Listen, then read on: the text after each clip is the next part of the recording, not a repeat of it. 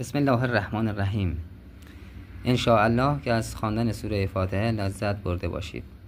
و بعد سوره بقره، دومین سوره قرآن کریم و دارای 286 آیه می باشد که ان شاء الله روزی یک صفحه از قرآن کریم و سوره بقره را با هم می خوانیم.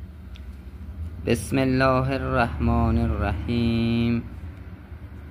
الف لام میم.